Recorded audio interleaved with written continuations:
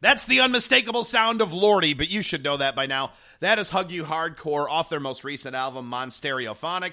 The Terror versus the Monarchy. Yeah, thanks for that, giving us like 9,000 words to say in an album review, or the name of an album. But good old Lordi back at it again. And I'll tell you, ever since my days of hard rock hallelujah and seeing them on Eurovision and seeing how they were kind of sort of a Gwar-ish ripoff, only way, way better than Gwar, because Gwar, I don't care what you say. You can call this metal blasphemy. I always thought that Gwar was overrated and just relatively shitty.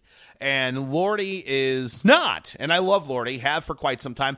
But I also will say that while they've had some incredible albums throughout the years, with Rockalypse, which was an incredible album, and you have some other strong ones throughout as well. You've also recently had, Scare Force 1 was their most recent one, which was okay. To Beast or Not to Beast was okay, but, compared to, say, a Rockalypse or a Deadache, for example, where is this album going to stack up in my stack ranking of Lordi albums? And I'm a Lordi fan. I know Biv is as well. So, Biv, what did you think of, I'm not going to say it again. What did you think of Lordi's most recent album? Well, first of all, Hug You Hardcore stuck in my head and has been for quite some time. Secondly, if you mentioned Gwar, and there's still a lot of people that when you mention Lordi, immediately think of Gwar and that whole, just the costumes, and that's all they think of. They just think of that kind of cheap, gimmicky rock, and that's all it is. And if you're one of those people who has mistakenly put Lordi into the category of Gwar because of what they wear, and you've not listened to many of their albums or any of their albums, you need to crawl out from underneath that rock you're under and immediately go to your nearest CD store, go to Spotify, and check it out. And whether it's this album or any other, because they have a lot to offer. But that being said, when we're talking about this particular CD, which is their 8th studio release, and by the way, this particular CD, you had mentioned Deadache. This particular CD was produced by Nino Loren, who did their Deadache CD back in 2008. Nino's back. Nice. And that's who did this one. So, as soon as I saw the opening title track, Let's Go Slaughter He-Man, I want to Beast Man of the Universe is. Yeah, I mean, that is first of all maybe the longest track name ever. But it's Lordi, so you don't care. It's awesome. You can look at that title and know, even without knowing that there's a new Lordi album out, you can immediately go, "Oh, that must be a Lordi song." Yeah. I mean, who else would come up with that? So. After the, it's I guess technically it's the second track on the CD after the 1 minute obligatory setup track. Right. And Lordi does that with every album with the SCG, installment of whatever they're trying to do. Well, anymore, every metal band thinks that they've got to have the, 1 to 2 minute obligatory intro track that, I don't know, I guess you can charge 99 cents for on iTunes. I don't know what it is. Good point. But that's a whole different story. But it goes into Hug You Hardcore, and then Mary is Dead, which, now, Jason, I know years ago I had talked to you about a band called Caius. I don't know if you remember them or not. I do, of course. But Caius, which is still around, just in a different form, that's a discussion for a different day. But Mary is Dead opens, when they opened with that riff, it reminded me so much of Caius, like, Welcome to Sky Valley era, which to many longtime metalheads might know what I'm talking about. If you don't, go back and check it out. Caius, Kyuss, great band for their time. But it's a nice, dark, melodic groove. Now, the title of the CD, or the subtitle of the CD, I should say, Theater versus Demonarchy, is because there's actually, I guess, two sides to this CD, if you will. side A, if you will. The theater is just a lot of kick-ass tracks just randomly kind of put together. Whereas Demonarchy, which actually starts with the track Demonarchy, I guess is kind of a loose storyline, if you will. But the bass line on Demonarchy shows why Ox is a crowd favorite to me. Just a great riff. The song has harmonic vocals. Some other favorites of mine, The Unholy Gathering, Heaven Sent Hell on Earth, and The Zombie Says, which is another great title. But I could go on and on and on. Really, really good album, even amongst other Lordi albums. And in my world, probably ranks in their top 2 or 3. Wow. What are your thoughts? No, Yeah. it's well. First of all, it's funny that you mentioned that Nino's back since Deadache, because to me, while I am a Lordi fan, they have gone downhill since Deadache, and it's not that their stuff's been bad, but I really, really liked Apocalypse and Deadache, and ever since then, it's okay.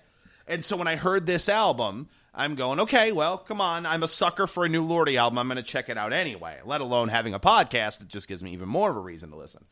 But to your point, when and maybe we were butchering the names, I may be too, but, Theater or Theaterer, or however you want to say it, is that the first half of the album, to your point, Biv, is more of your typical Lordi sound that you know and love if you're a fan. At that very 80s-based melodic rock, with kind of, over the top, even cheesy keyboards in certain spots, good old rules. Yeah, no, and there's nothing wrong with it, but I mean, that's Lordi. That's who they are. You know what I mean? And it's great. Hug You Hardcore is, by the way, one of the most disturbing videos you'll ever see. If you think the video is disturbing, listen to the lyrics. Well, the lyrics are bad, but I'm just saying, as far as the video is, the unedited version is put the kids to sleep. Yes, but Let's Go Slaughter He-Man. I Want to Be the Beast Man and the Ambassador of the Universe. Great song. Hug You Hardcore is great. Down with the Devil's really good.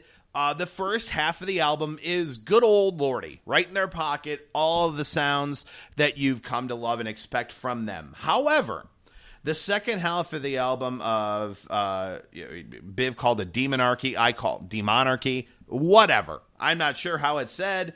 Either way, to your point, it's not a concept, but it's a loosely based running theme through the last, 6 tracks of the album. And if this is the direction Lordi is going, hell yes. And here's why. And again, I say that and qualify that because I love Lordi for who they are and who they've been. However, I find the second half of this album to be way heavier.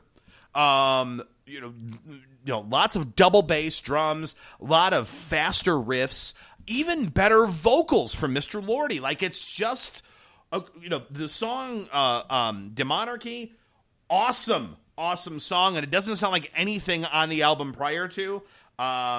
Break of Dawn and the Zombie Says, both songs that you're just like, dude, this is Lordi? It's really, really heavy stuff, but still very, very melodic. It's just, I'm telling you, if that's the direction they were going, or maybe they decided, hey, we don't necessarily want to make a whole album with this kind of sound, so maybe we'll kind of come up with this whole theme of, Theater versus Demonarchy and kind of make it this thing, but we'll have 2 different sounds on one album.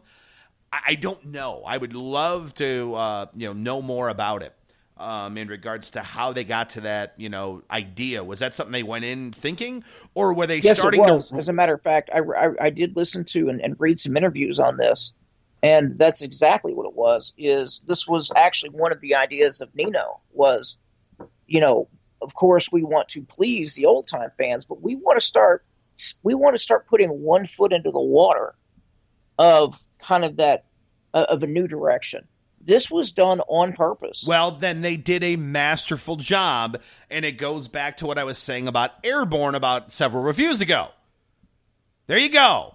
You can do both. You don't necessarily have to rock the boat and change everything, but you don't have to be safe and be boring.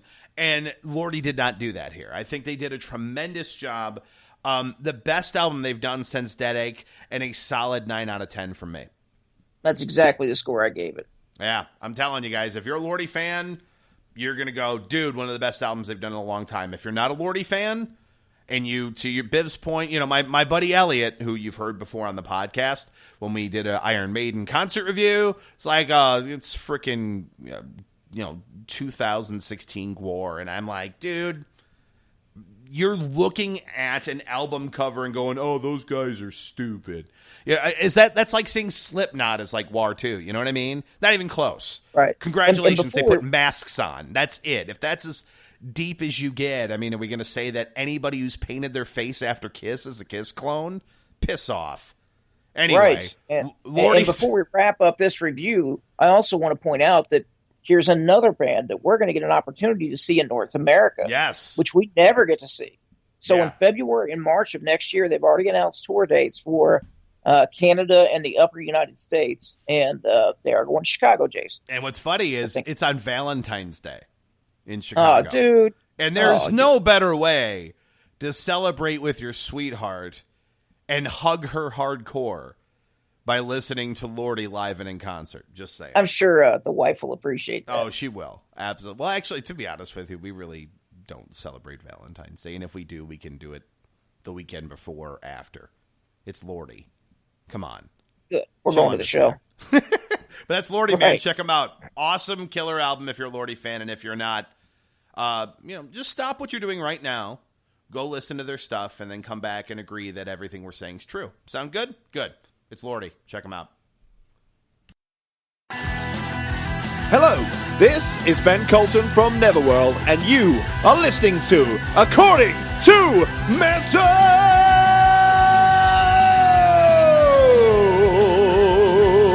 Thank you.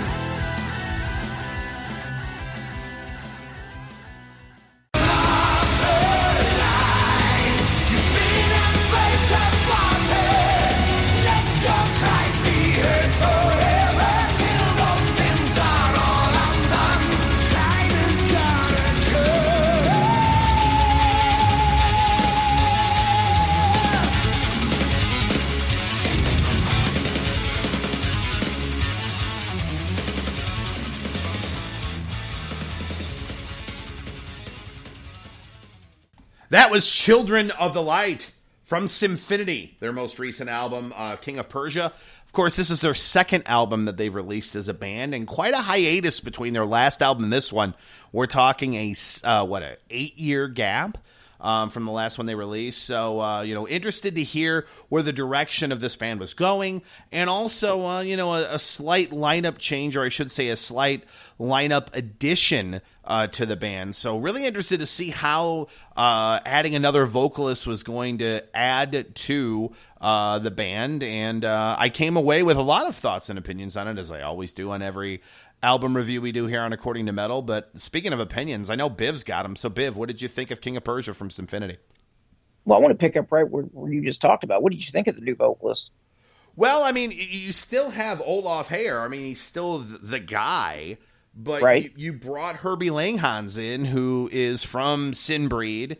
And so you have that very Jornlandish sound. And when I've noticed throughout the album especially, there's a lot of chorus layering between the two, to where it sounds very Avantasia-like when it comes to choruses, where you have Toby and one of the guest singers singing the chorus together. You have a lot of that in this album too, which I think actually works really, really well. So if you're it's funny you say fan, that because if you're a Sinbreed fan, you're going to dig exactly the same thing. Is when I heard it, I was like, it's almost like it was written by Toby. Excuse me. At times, because it did have that harmonic feeling with the two vocalists, and I love Herbie. Don't get me wrong, I do. And with Sinbreed, and I am a Sinbreed fan, but obviously the music is different, but his vocals fit. Oh yeah, no, it fits really well. It's that very clean but raspy, David Coverdale-ish, you know, kind with of. a slight Meatloaf twist. Yeah, there you go. I almost